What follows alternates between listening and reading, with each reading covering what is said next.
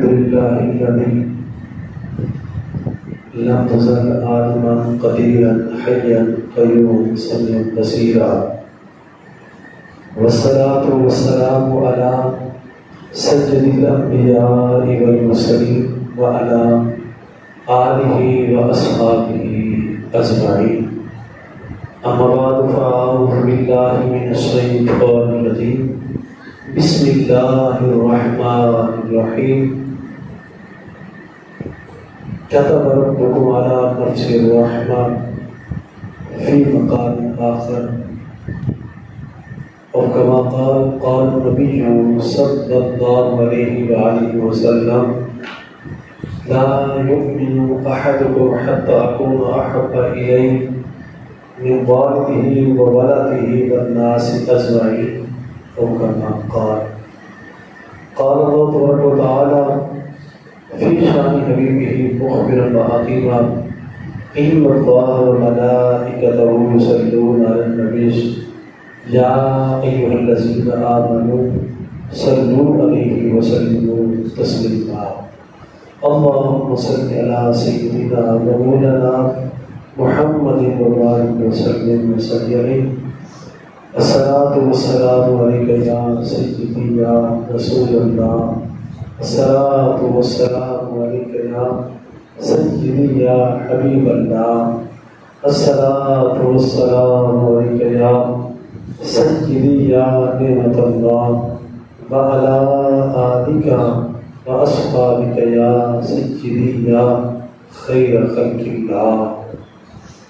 اللہ تعالیٰ جل شانہ کی حمد و ثنا کے بعد حضور سید عالم صلی اللہ علیہ وآلہ وسلم کے ذات والا صفات پہ صلاۃ و سلام پیش کرنے کے بعد علماء عزیزان اور آپ تمام معزز محترم سامعین و حاضرین و ناظرین، خداوند قدوس میرا آپ سب کا آنا اپنی بارگاہ میں قبول فرمائے، اور ہماری ان حاضریوں کو اللہ کریم قبول فرما کے بروز قیامت باعث نجات فرمائے۔ عزیزان محترم، میرا آپ سب کا ہمارا اللہ بڑا ہی رحمان ہے اور رحیم ہے۔ اس کی رحمت، اس کا کرم بہت وسیع و عریض ہے۔ ہم اس کی رحمت کا اندازہ کبھی بھی لگا سکتے نہیں ہیں۔ اس کا کرم، اس کا فضل، اس کی رحمت اتنی وسیع ہے۔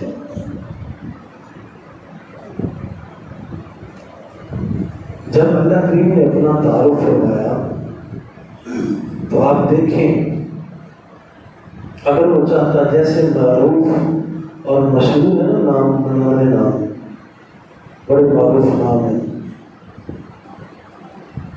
ہر اچھے سے اچھا نام اس کا چاہتا تو وہ اور بھی اپنے تعارف کے اندر نام ذکر فرما سکتا تھا، لیکن جب اس نے تعارف فرمایا نا بسم اللہ الرحمن الرحیم، تو اپنے تعارف کے اندر سب سے پہلے فرمایا کہ تمہارا اللہ وہ ہے جو رحمان بھی ہے، رحیم بھی ہے۔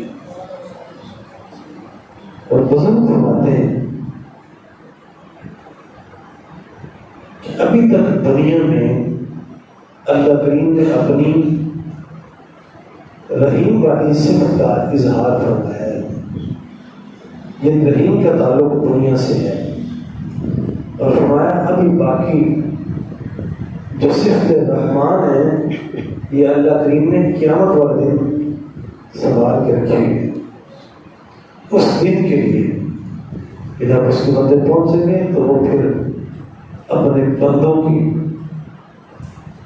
اس صفت رحمان کے ساتھ وہ بخشش فرمائے گا۔ ویسے تو اس کا ہر نام بڑا بڑا مبارک نام ہے،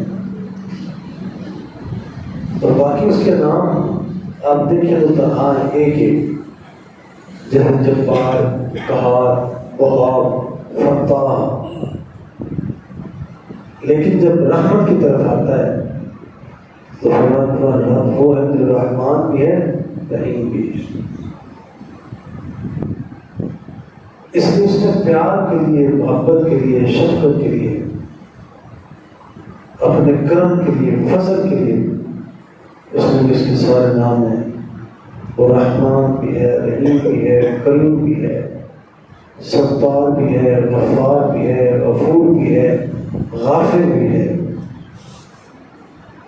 تو رحمت اس کی وسیع ہے۔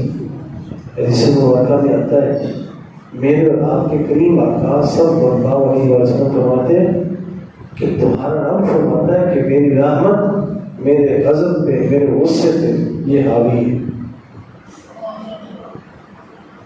میری رحمت وسیع ہے۔ اور ابھی جو میں نے آپ کے سامنے آیا مبارکہ تلاوت کی خطبہ کے اندر فرمایا قطع ربکم علی نفسہ الرحمہ، اس کا مفہوم یہ ہے کہ اللہ کریم نے تم سب انسانوں کے لیے، اللہ تعالیٰ نے تم سب مخلوق کے لیے، اللہ کریم نے اپنی ذات پہ رحمت کو فرض فرما لیا ہے۔ اس نے اپنی رحمت کو لکھ لیا ہے، یعنی اس نے رحمت کرنی ہی ہے۔ اب مجھے بتائیں کیا اتنا بڑا قادر ہے، مقتدر ہے، قابض ہے، وہ مختار ہے، اتنا بڑی پاور والا ہے، لیکن اس کے باوجود اگر وہ یہ نہ بھی فرماتا تو کیا تھا؟ لیکن نہیں، قربان نے اس کی شان بندہ نوازی ہے، اس کی شان کریمی ہے اس کی۔ اس نے فرمایا کہ میں نے تمہارے لیے اپنی ذات پہ رحمت کو لازم کر لیا ہے۔ اب آپ دیکھیں اس کی مخلوق اور اس کے بندے، ہم انسان، ہم کیسی کیسی بدتمیزیاں کر جاتے ہیں، کیسے کیسے ظلم زیادتیاں اور کیا کیا جرم، زیادتی، ظلم، جبر، کیا کیا انسانوں سے صدر ہوتا ہے۔ لیکن دیکھو اس کی یہ شان کریمی ہے، کیسے وہ حوصلے والا، کیسے وہ صبر والا، کیسے علم والا ہے۔ جلدی اپنے بندوں کو عذاب نہیں دیتا، ڈھیل دیتا ہے، موقع دیتا ہے، جلدی گرفت نہیں فرماتا، حالانکہ وہ ہر چیز کے قادر ہے۔ تو رحمت اس کی وسیع ہے۔ ایسے ہی اس نے اپنے بندوں کو اپنی طرف بلانے کے لیے اپنے حبیب نبی صلی اللہ علیہ وسلم کو بھی سراپا رحمت بنا کے بھیجا۔ خود بھی رحمان الرحیم ہے اور اپنے محبوب کو بھی رؤوف اور رحیم اور رحمت للعالمین بنا کے بھیجا ہے۔ اللہ کے محبوب کتنے شفیق ہیں، آپ کتنے رؤوف اور کتنے رحیم ہیں کہ قربان جائیں اللہ کے محبوب۔ انسان تو انسان ہے نا، انسانوں کے لیے تو درس بھرے پڑے ہیں، بڑی تنبیہ فرمائی، بڑی تاکیدیں کی ہیں اور لوگوں کو اپنی طرف بلایا، اللہ کے حضور پیش کیا۔ لوگوں پہ حضور کی اتنی رحمت ہے، شفقت ہے، تکلیفیں بھی آئی ہیں، مصیبتیں بھی آئی ہیں سرکار پہ، لیکن اللہ کے محبوب کسی سے بدلہ نہیں لیتے، موت فرماتے، رحمت اور ہر وقت فضل والا معاملہ ہے حضور کا۔ جب کبھی جانی دشمن بھی جب دروازے پہ چل کے آ جاتا تو کفار کے لیے اللہ کے محبوب نے اپنی چادر کو، کملی کو اٹھا کے انہوں نے بچھا دیا۔ شان رحیمی ہے آپ۔ تو ایسے ہی اللہ اس کے محبوب صلی اللہ علیہ وسلم نے جیسے انسانوں کے ساتھ رحمت کا، پیار کا معاملہ فرمایا، ویسے ہی انسانوں کے ساتھ ساتھ سارے کے سارے حیوانات کے ساتھ بھی پیار والا معاملہ فرمایا۔ اسلام اور دین کے اندر صرف انسانوں کی حق نہیں ہے بلکہ دین اسلام کے اندر جانوروں کے حیوانات کے حق میں رکھی ہے۔ یہ کتنا پیارا اور کتنا لطیف دین ہے کہ جس کے اندر نہ صرف انسان بلکہ جانوروں سے بھی محبت کی ہے۔ آج اس خطبہ کے حوالے سے میں ذرا کئی دنوں سے میں ادھر پڑھ رہا تھا تو میرا دل تھا کہ آپ سے ذرا اس موضوع کی مناسبت سے بھی چند باتیں ہونی چاہیے تاکہ ہمیں یہ شعور ہو، ہمیں یہ علم ہو کہ ہم حیوانات سے بھی پیار کیا کریں، جانوروں سے بھی پیار کریں۔ ایک صحابی حاضر ہوتے ہیں، عرض کرتے ہیں یا رسول اللہ کیا جانوروں کے ساتھ ان کی تکلیفوں کو، مصیبتوں کو دور کرنے کے اوپر بھی کوئی اجر و ثواب ہے؟ تو اللہ کے محبوب فرماتے ہیں نام کیوں نہیں، ہاں سرکار فرماتے ہیں ہر زندہ اور تر جگر رکھنے والا جو ہے اس کے لیے اللہ کریم نے اجر و ثواب رکھا ہے۔ معلوم ہوا یعنی سرکار فرما رہے کہ تم اگر حیوانات کے ساتھ بھی ان کی تکلیفوں کو دور کرو گے، مصیبتوں کو دور کرو گے تو اس پر کہ اللہ تعالیٰ تمہیں اجر دے گا۔ اور جیسے میں پہلے بھی کئی بار یہ حدیث پاک آپ کو سنا چکا ہوں کہ حضور فرماتے کہ ایک فاحشہ عورت پچھلی قوموں میں فاحشہ عورت ایک بدکارہ ہے، تو راستہ میں جا رہی تو اس نے دیکھا کہ کنویں کی مڈیر کے اوپر ایک کتے کا بچہ ہے، کتوڑا ایک بلر جو ہے وہ بلک رہا ہے پیاس کی شدت سے۔ تو اس عورت نے رک کے اپنے جوتے کو اتارا، وہ ڈوب تھا، موزہ تھا، اتار کے اس کے ساتھ تسمہ باندھ کے کنویں کے اندر لٹکا کے پانی نکال کے اس کے سامنے پیش کر دیا۔ اب اس کٹورے نے وہ پانی پیا، اس کی جاتی ہوئی زندگی جو تھی وہ واپس آ گئی، جان بچ گئی۔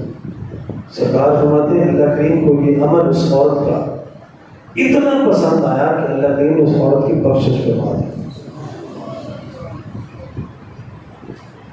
اور یہ ذہن میں رکھیں کہ جہاں جانوروں کو پالنا، پوسنا، کھلانا، پلانا، ان کی خدمت کرنا، ان سے پیار کرنا، جہاں یہ درس دیا گیا ہے وہاں ہی جانوروں کو بلا وجہ تنگ کرنا، مارنا، پیٹنا، اذیت دینا، تکلیف دینا، بے وجہ مار دینا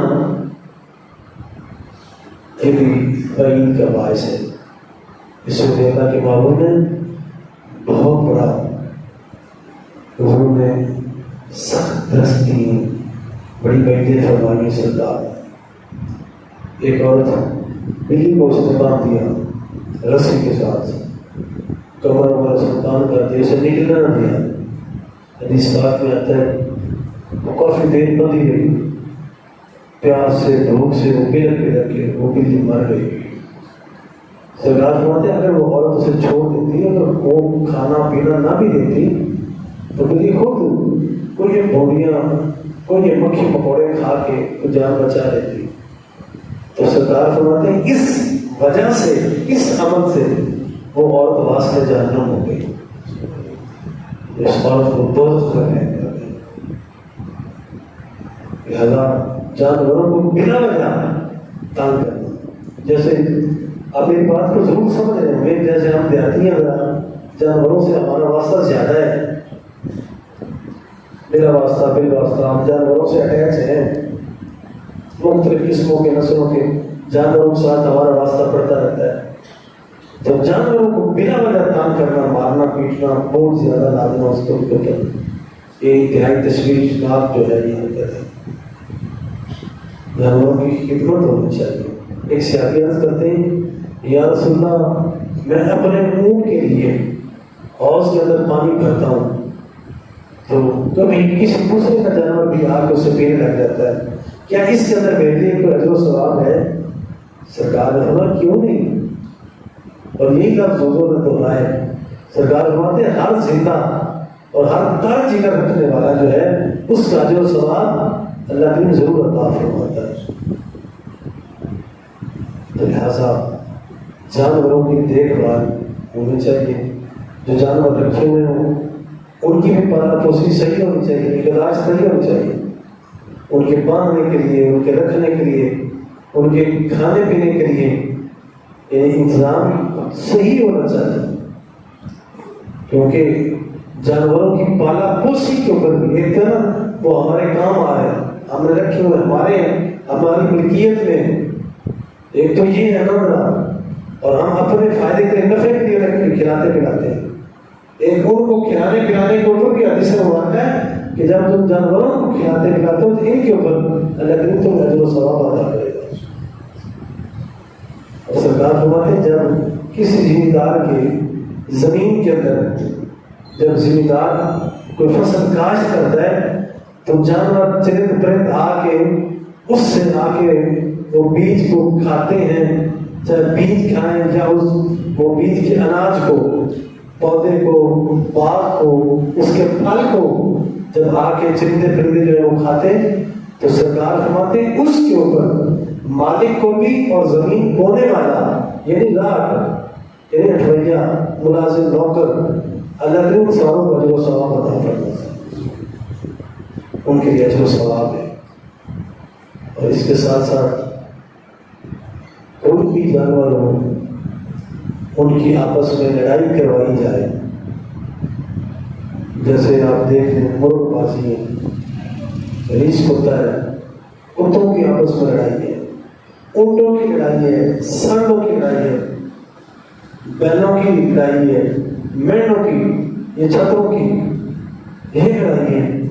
ابو داؤد شریف اور ترمذی شریف اتنا سخت وعیدیں سرکار نے فرمایا کہ وہ بندے عذاب کی مسکراہٹ کی کہ جو بندے جانوروں کو بلا وجہ جو لڑاتے ہیں، آپ خود دیکھ رہے ذرا ان کا لیبل، ان کا نام ہی لڑائی، جانوروں کی لڑائی، فلانے کی لڑائی، فلانے کی لڑائی، جس کا نام ہی لڑائی ہے اس میں خیر کیا ہو سکتی ہے؟ اور میں یہ اکثر ساتھیوں سے کہا کرتا ہوں کہ مجھے بتایا ذرا اس کے اندر اس کی کوئی آؤٹ پٹ، کوئی نتیجہ ہے؟ اگر مرغی کو آپس میں ہم لڑا دیں تو بتائیں میرا، آپ کا، قوم کا، ملک کا، ملت کا، وطن کا، مذہب کا، دین کا، ملت کا کیا فائدہ ہے؟ دو مرغے آپس میں لڑ رہے ہیں، دو کتے آپس میں لڑ رہے ہیں، اور کتنی نیچ اور کتنی گھٹیا حرکت ہے، کتنی گھٹیا حرکت ہے کہ دو جانور لڑ رہے ہوں اور انسان کا بچہ جو ہے وہ بیٹھ کے وہ ٹانگ کے اوپر ٹانگ رکھ کے جو سگریٹ لگا کے ٹھاٹ پاٹ سے بیٹھ کے وہ ایسے ریفری بیٹھا ہو کہ ان میں سے اب کون جو ہے وہ جیتا ہے، کون آتا ہے۔ کتنی کم ضرورت، کتنی کم عقلی اور کتنی کمیونٹی والی بات ہے، مگر یہ تاک لگا کے بیٹھا ہوگا کہ ان میں جتنا کون ہے آتا کون ہے۔ جانور ہے نا، اللہ کی مخلوق ہے، جانور تو جانور ہمیں انسانوں کے لیے اتنی تاکید فرمائی ہے، اتنی تاکید قرآن مجید فرقان حمید میں فرمایا کہ جب سن لو کہ مسلمان آپس میں بھائی بھائی ہیں، انما المؤمنون اخوہ، اور سوائے اس کے نہیں، یعنی مسلمان کا مسلمان کے ساتھ سوائے بھائی چارے کے علاوہ کوئی اور رشتہ ہے ہی نہیں۔ مسلمان مسلمان کا صرف بھرا ہے، اس کا بھائی ہے بس۔ اور ہمیں اگر یہ بھائی آپس میں لڑ پڑے تو ہمیں تم صلح کرواؤ، تم اصلاح کرو، صلح کرواؤ۔ اور ہمیں اگر انہیں ایک کوئی ظالم ہو وہ صلح نہ کرے تو ہمیں مظلوم کے ساتھ ہو جائے، اور ہمیں اس وقت تک مظلوم کا ساتھ دو جب تک کہ ظالم باز نہیں آ جاتا۔ اگر ظالم واپس آ جائے، جس نے کشیدگی کی تھی، اگر وہ باز آ گئے تو ہمیں پھر صلح کرواؤ، اگر نہیں تو مظلوم کا ساتھ۔ یہ اللہ کا کلام ہے۔ جانور تو جانور یعنی انسانوں کو یہ فرمایا کہ تم ان کے آپس میں صلح کرو۔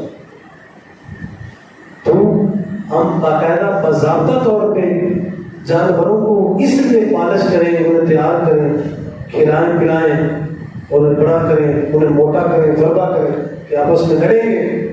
جیسے ماضی میں پہلے یہ بڑے ہمارے بزرگوں کے دور میں ایسا ہوتا تھا، یہ سانڈوں کی لڑائی، چھوٹوں کی لڑائی، اونٹوں کی لڑائیاں ابھی بھی سندھ سائڈ اور تھال اور اس طرح جو ہے کچھ ایسے مقام ہیں ہلکے ایسے کا اونٹوں کی لڑائی آپ کی ہوتی ہے، تو اونٹ کی، سانڈوں کی، بیلوں کی، کتوں کی، گریس کتے کی، تتر کی، بٹیرے کی، وغیرہ وغیرہ جتنے بھی جانوروں کی لڑائیاں عرف عام میں ہیں، تو یہ نہایت جو ہے یہ افسوسناک حرکت ہے، اس سے باز آنا چاہیے۔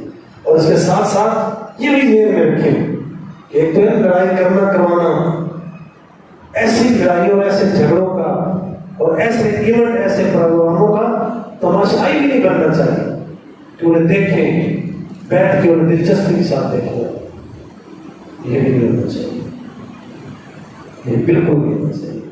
کتنی مرتبہ ایسا بھی ہوا ہے، یہ کتوں کی لڑائی کو بڑا رش ہوتا ہے، بڑے افسوس والی بات ہے، پتہ نہیں بندوں کو اس کے اندر سے سواد کیا آتا ہے، مزہ لطف کیا آتا ہے۔ کتوں کی لڑائی کو بہت بڑا اجتماع ہوتا ہے، بڑا اجتماع ہو جاتا ہے، اور کتنی بار ایسا ہوا ہے کہ کتوں کی لڑائیوں کے اندر کی بندوں کی موت ہوئی ہے۔ مجھے بتائیں جو بندے کتوں کی لڑائی دیکھتے دیکھتے مر گئے، اس کا کیا بنے، اس کا حشر کیا ہوگا؟ جس بندے کا اختتام اس پہ ہوا، جس بندے کا اختتام اس پہ ہوا کہ اس نے لڑائی دیکھتے دیکھتے وہ مر گیا، سور اور کتے کا شکار دیکھتے دیکھتے جو مر گیا، اس کا کیا بنے گا؟ آج کل یہ سور کتے کی لڑائی بھی بڑی یعنی معروف ہے اور بڑی پیک پہ ہے۔ اگر کوئی درندہ آپ کو آ کے تنگ کرتا ہے، آپ کی فصل کو تباہ کر رہا ہے، آپ مارے۔ کوئی ایسا موذی جانور ہے، کوئی درندہ ہے، اگر فصل تباہ کر رہا ہے تو مارے۔ لیکن اگر آپ فرائض، واجبات، سنن، آپ دین کے، اسلام کے اور سارے ضروری مسائل چھوڑ کے، مصروفیات چھوڑ کے اگر یہاں سے آپ بارڈر پہ چلے جائیں کہ ہم نے جا کے آج سور اور کتے کا شکار ہے وہ ہم نے کرنا ہے، تو یہ مناسب نہیں ہے، یہ بالکل جائز نہیں۔ حدیث پاک میں آتا ہے کہ جانوروں کو نشانے کے لیے باندھ کے رکھنا، نشانہ لگانا ذرا۔ کئی مرتبہ ایسا ہوا ہے، بچپن میں ہم بھی دیکھتے ہیں ایسا کہ جانور کو باندھ دینا رسی کے ساتھ اور اپنی مدد سیدھی کرنے کے لیے، نشانہ سیدھا کرنے کے لیے جانوروں کو جو ہے وہ چوکنا، انہیں مارنا، نشان لگانا، تو یہ بالکل ہر کسی جائز نہیں ہے۔ سرکار نے سختی سے منع فرمایا کہ جانوروں کو باندھ کے رکھنا اور ان کو نشانے کے لیے، نشانہ سیٹ کرنے کے لیے، تو یہ بہت بڑی زیادتی ہے۔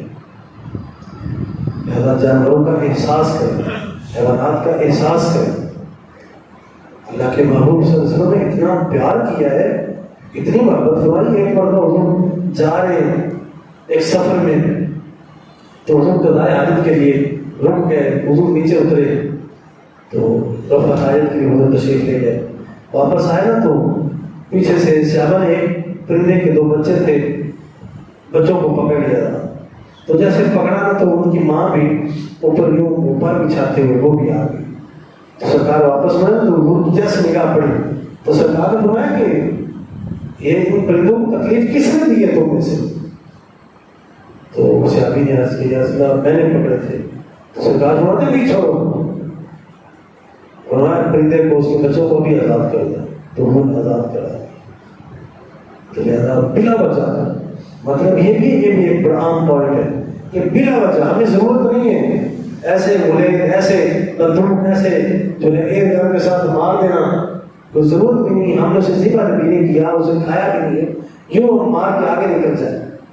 حدیث پاک میں آتا ہے، سرکار مدینہ صلی اللہ علیہ وسلم فرماتے ہیں کہ جو جس چڑیا کو ایسے بیکار مار کے پھینک دیا جائے گا تو وہ کل قیامت والے دن اللہ کے حضور پیش ہوگی اور عرض کرے گی کہ مولا مجھے کس لیے مارا گیا، مجھے یوں ہی مار کے قتل کر کے یوں بیکار چھوڑ دیا۔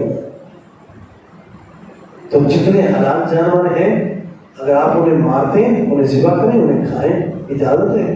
جو چرند پرندے آپ انہیں ذبح کر کے آپ کھائیں، اور اگر ایسا کھانا نہیں ہے تو کوئی ضرورت نہیں ہے تو آپ انہیں بیکار کیوں مارتے ہیں، کیوں وصیت دیتے ہیں؟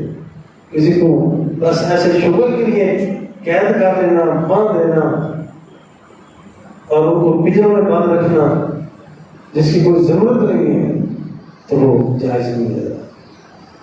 اسلام چیزوں کی باتوں کی اجازت نہیں دیتا کہ آپ یوں مارے اور مار کے پھینک دیں، آگے نہیں ملتا۔ ایک مرتبہ اور تشریف لے کے جا رہے ہیں ذرا، تو راستے میں انہوں نے دیکھا کچھ بندے جو ہیں حضرت معاذ بن جبل رضی اللہ عنہ سے حدیث پاک کے راوی ہیں کہ آپ نے دیکھا کچھ بندے یہ اونٹوں گھوڑوں کے اوپر سواریوں کے اوپر بیٹھے ہوئے ہیں، آپس میں ہو کر کے مار رہے ہیں۔ تو سرکار نے فرمایا کہ یہ تو تمہاری سواری کے لیے ہے، یہ تمہاری ڈبوں کے لیے، تمہاری کرسیوں کے لیے تو نہیں بنائے گئے کہ تم ان کو پھر چڑھ کے بیٹھ کے اور تم جو ہے ایسے یوں کر کے مارو گا۔ حضور کا یہ بتانا مقصود تھا کہ فارغ وقت میں اگر آپ چڑھ کے اوپر بیٹھ جائیں تو یعنی حضور نے احساس فرمایا جانوروں کا کہ آپ کا وزن ہے، آپ اس کے اوپر بیٹھ کے 1.5 من 2 من کا وزن ایسے ان کے اوپر لاد کے رکھ دیا، تو سفر کے لیے تو استعمال کرو، اور یوں کرسیوں کے حساب سے اگر آپ ان کے اوپر بیٹھو تو یہ مناسب نہیں ہے۔ اور ایک مرتبہ مدینہ طیبہ میں حضور سیر کے لیے تشریف لے گئے ایک انصار کے باغ میں، تو جیسے داخل ہوئے نا تو ایک کونے سے ایک اونٹ پٹ گرایا اور ساتھ ہی وہ رونا شروع کر دیا، اس نے آنکھوں سے پانی پیا۔ حدیث پاک کا مفہوم ہے جب وہ گر گرایا نا تو حضور جلدی سے ان کے پاس آئے گا، اس کی قرآن کے اوپر حضور نے یوں ہاتھ پھیرا شفقت کے ساتھ اور اپنے کان مبارک کو حضور نے نزدیک کیا، وہ کچھ گر گرا رہا تھا، یوں بول رہا تھا۔ جب واپس بیٹھے سرکار فرماتے ہیں یہ اونٹ کس کا ہے؟ تو ایک شخص حاضر ہوا، عرض کی یا رسول اللہ یہ میرا ہے۔ تو سرکار فرماتے ہیں یہ مجھے شکایت کر رہا تھا کہ تم اسے چارہ تھوڑا دیتا ہے اور وزن مشقت اس کے اوپر زیادہ ڈالتا ہے، تو فرمایا یوں نہ کیا کر۔ اس لیے ہمیں چاہیے کہ اپنے مسلمان بھائیوں کے ساتھ اور انسانوں کے ساتھ خدمت خلق کے اعتبار سے آپ جانوروں کا بھی احساس کیا کریں، جانوروں کو بھی یوں مسل کے، مار کے، پیٹ کے، اذیت دے کے یوں گزر جانا یہ اچھی بات نہیں ہے، بلکہ جانور کو ذبح کرنے کے حوالے سے بھی حضور نے جو ہے یہ بھی مضمون بڑا پیارا بیان کیا ہے، اور حضور نے بڑی تاکید فرمائی ہے، فرمایا کہ اگر کسی ذبیحہ کو حلال بھی کرنے لگو نا تو چھری جو ہے آلہ جو ہے اسے تیز کر دیا کرو، چھری بھی جو ہے وہ ماٹھی نہیں ہونی چاہیے، کمزور نہیں ہونی چاہیے، کھٹی چھری نہیں ہونی چاہیے، چھری کو تیز ہونا چاہیے۔ اور فرمایا جب جانور سامنے کھڑا تو چھری اس کے سامنے تیز نہ کرے، اس سے ہٹ کے چھری کو تیز کرے، اور اگر 2 جانور ہیں تو ایک جانور کو دوسرے جانور کے سامنے ذبح نہ کرے۔ آج آپ کسائیوں کو آپ دیکھ لیں، ہمارے جو کسائی بھائی ہیں ان کا حشر کا تماشا دیکھ لیں کیسے وہ کرتے ہیں، اور ساتھ ساتھ یہ بھی ہے کہ حلال جانوروں کو جب ذبح کریں تو صرف فقط اکیلے تنہا اللہ جل شانہ کا نام لیا جائے، صرف اس ایک کا نام ہونا چاہیے۔ آج کسائی کو دیکھتے ہیں تیری ایسی تیسے ادھر چھوڑی پھیر، تیری ایسی چھوڑی ادھر پھیر، ادھر سگریٹ ہے، ادھر پان ہے منہ میں، تو یوں پھیری چھوڑی ادھر پھینک دیا، ادھر پھینک دیا۔ تو فرمایا کہ چھری تیز ہونی چاہیے، جانور کے سامنے چھری کو تیز نہیں کرنا چاہیے، جانوروں کو آپس میں دکھا کے ذبح نہیں کرنا چاہیے، اور جانور کو جب لٹانے لگے تو انہیں اٹھا کے پھینکنا نہیں چاہیے، جتنا ہو سکے اس کو آرام سے طریقے سے لٹایا جائے۔ اور جانور کے اوپر جب ذبح کرنے لگے تو فقط اس وقت ہمیں چاہیے کہ ہر حوالے سے خاموش ہونا چاہیے، کوئی ساؤنڈ اور نہیں ہونا چاہیے، کوئی گیت گانا یا کوئی اور سنگیت یا اور کوئی بکواسیات رغیات پاس نہیں ہونی چاہیے، اس کے اوپر فقط اللہ کریم کا نام ہونا چاہیے۔ جس جانور کے اوپر اللہ کریم کا نام نہ لیا جائے اور اللہ کریم کے نام کے علاوہ کسی اور کا نام لیا جائے تو وہ جانور حرام ہے، غلط ہے، ناجائز ہے، وہ ہمارے لیے حلال نہیں ہے، وہ ذبح نہیں ہوگا۔ اب ویسے جیسے قربانی آ رہی ہے تو ساتھ اس کی یہ بھی فرمایا کہ جانور کو جب ذبح کرنے لگو تو اس کو اس مذبح خانہ کی طرف اس کو ٹانگ سے کھینچ کے لگاؤ، جیسے آپ دیکھتے ہیں بڑی بے دردی سے اکثر ساتھی جب وہ ذبح کرتے جانوروں کو کھینچ کے اٹھا کے وہ لا کے کرتے رہا۔ اگلے دن ایک بات وہ مجھ سے پوچھی جا رہی تھی کہ جناب زندہ جانور کا کیا یہ درست ہے کہ اس کا ہم وہ زندہ جانور کھڑا ہو تو اس کا ران، اس کی ایک ٹانگ جو ہے وہ کاٹ کے ہم اس کو پکا لیں، باقی جانور کھڑا رہے، تو بڑی بے دردی والی اور بڑی ظلم والی بات ہے، ایسے حرام نہیں ہو رہا کہ کسی زندہ جانور کی کوئی ٹانگ اتار کے وہ پکا لیں اور باقی کو کیا کہ دوسرے کسی میں پھر کھا دیں گے، یہ مناسب نہیں ہوگا۔ پچھلے دنوں میں ایک بڑی پختہ خبر آئی تھی کہ کہیں کسی کوئی جادوگر نے ایک زندہ بکرے کو وہ لکڑیوں کو اوپر رکھ کے اس نے آگ جلا کے اس کو اوپر زندہ اس بکرے کو جلایا جائے. تو یہ بہت بڑا ظلم ہے، بہت بڑا ظلم ہے. آپ غور کریں کلام مجید فرقان حمید میں فرمایا جس نے کلام مجید میں فرمایا کہ جس نے کسی ایک جان کو جان دی، جس نے کسی ایک جان کی جان بچائی، فرمایا گویا اس نے پوری انسانیت کی جان بچائی. اور جس نے کسی ایک کا قتل کیا اس نے گویا ساری انسانیت کا قتل کیا. اور ایسے ہی جیسے میں ابتدا میں حدیث پاک سنا چکا ہوں، جیسے انسانوں کے حق میں ایسے بحمدللہ یہ مسجد لطف ہم نے چکھے کہ اگر آپ اللہ کی رضا کے لیے جانور سے بھی محبت کرتے ہیں، اس کی جان بخشش کرتے ہیں یا اس کا احساس کرتے ہیں، اس کو جان دیتے ہیں. اگر وہ بیمار ہے تو آپ دوائی دے کے دیتے ہیں، آپ علاج وہ اچھا کرتے ہیں. اگر آپ اس کے اوپر آپ نرمی والا معاملہ کرتے ہیں تو یہ ذہن میں رکھیں کہ آپ نے احسان جانور پہ کیا ہے، اللہ کریم تم پہ احسان فرمائے گا. اور جانوروں کا بھی احساس ہے تو اللہ کریم اس کے اوپر بھی ڈھیر سارا اجر و ثواب اور بدلے عطا فرمائے گا. تو اس لیے اپنے انسان اور اپنے مسلمان بھائیوں کے ساتھ ساتھ جانوروں کا بھی احساس کریں.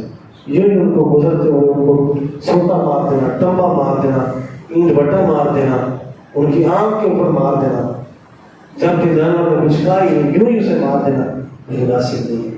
ایک موقع پہ سرکار گزرے تو آپ نے دیکھا کچھ لوگ ایسے وہ گدھے کے چہرے کے اوپر وہ داغ رہے ہیں، ڈر لگا رہے ہیں چہرے کے اوپر یوں ہی ایسے اب اپنی جو ہے وہ کمینگی کے ساتھ. تو سرکار نے غصے میں آ کے فرمایا کیا تمہارے تک میری حدیث نہیں پہنچی کہ میں نے لعنت کی ہے جو جانوروں کے چہرے کے اوپر ڈالتے ہیں، یوں ایسے داغ لگاتے ہیں. بڑی سخت سے انہوں نے سختی فرمائی کیا تمہارے تک میری ابھی تک حدیث نہیں پہنچی؟ کہ فرمایا میں نے لعنت فرمائی ہے کہ جو جانوروں کو چہرے کے اوپر داغ لگاتے ہیں. اور حتیٰ کہ میں نے ایک کتاب میں یہ بھی پڑھا تھا فرمایا کہ اگر کتے کو بھی مارو نا، کتے کو بھی تو چہرے پہ نہ مارو، کتے کو بھی مارو تو چہرے پہ نہ مارو. میرا اور آپ کا دین اور اسلام کتنا لطیف اور کتنا کریم اور کتنا پیارا دین ہے، کتنا پیارا دین ہے کہ جس کے اندر نہ صرف انسان بلکہ حیوانات کے حق بھی جو ہے وہ باقی رکھی ہے. تو لہٰذا حیوانات سے پیار کریں، ان کا بھی احساس کیا کریں، ان کے اوپر وزن روز کم لاتا کریں، ان کی پالا پوسی کا دھیان رکھا کریں، ان کے پانی کا دھیان رکھا کریں، چارے کا دھیان رکھا کریں. اللہ کریم مجھے آپ سب کو عمل کرنے کی توفیق دے. ہمارے اندر اللہ تعالیٰ محبت کے، شفقت کے، رحمت کے اللہ تعالیٰ جو عناصر ہیں وہ زیادہ سے زیادہ ہمارے اندر پیدا فرمائے. اللہ کریم ہمارے دلوں میں محبتوں کو حاصل فرمائے، نفرتوں کو، قدرتوں کو، سختیوں کو، شدتوں کو دور فرمائے. بآخر اس کے ساتھ جیسے موذی جانور پہلے ذکر کر رہا تھا کہ موذی جانور جو ہیں وہ اگر آپ کے سامنے آ جاتے ہیں تو ہمارے سانپ ہے، بچھو ہے، دھواں ہے، یہ سانپ ہے، اگر سامنے آ گیا تو اسے مارے. اگر سامنے نکل آیا وہ آپ قریب تھا کہ آپ کو ڈس لیتا ہے، یہ سامنے آ گیا اسے آپ ماریں. ایسے ہی اگر یہ درندہ، شیر، چیتا، چیر پھاڑ کے کھانے والے، یہ سور، اگر یہ ہمارے علاقے ایسے علاقوں کے اندر آ جاتی ہے، جنگل نہیں ہے، آپ آ گئے تو یہ اب ماریں گے، ہمیں تکلیف دیں گے، یہ کوئی نہ کوئی نقصان کریں گے، تو سامنے آ کے وہ ماریں. کتا جو باولا ہو گیا ہے، ہلکا ہو گیا ہے، تو اسے آپ مارے ذرا. ایسے اگر کوئی ہو جاتا ہے تو یہ تو اسلام کے اندر ہے، یہ تو اجازت ہے. ایک حد تک تو وہ اگر آپ دیکھیں تو بات ذرا لمبی ہو جائے گی کہ اگر معاشرے کو اور صحیح سازگار ماحول کو، حتیٰ کہ اگر کوئی انسان بھی تنگ کر رہا ہے ڈکیتی بدمعاشی کی وجہ سے، اگر وہ بھی تنگ کر رہا ہے تو وہ بھی امیر وقت کو، حکومت کو، سربراہ مملکت کو اجازت دی ہے کہ اسے بھی راستے سے ہٹا دیا جائے. تو لہٰذا جو موذی جانور ہے اسے آپ ضرور مار سکتے ہیں. اور ایسے یہ چھپکلی ہے، اگر وہ زیادہ تعداد میں ہوگی ہے تو وہ دودھ میں گرے گی، کھانے میں گرے گی تو وہ زہریلی ثابت ہوگی. ایسے کہ یہ واقعات تو ہوئے کہ گھروں کے اندر، کہ فیملیوں کے اندر چھپکلی گر کے مری ہے دودھ کے اندر یا سالن کے اندر، تو وہ کئیوں نے کھایا اور کئی جو ہے اس کے ساتھ وہ سبب موت کا بنا ہے. تو اس لیے اسے بھی آپ مار سکتے ہیں. بہت سارے حدیث کے اندر ہے چھکے کو مارنے کا بھی جو ہے وہ بہت سارا یہ بھی ہمیں انکشاف ہوتا ہے کہ آپ چھکے سامنے پورے بھی مار سکتے ہیں. ٹور ہے، سانپ ہے، اور ایسا کوئی بھی ڈسنے والی کوئی چیز ایسی تو آپ مار سکتے ہیں. تو آخر دعوانا الحمدللہ رب العالمین.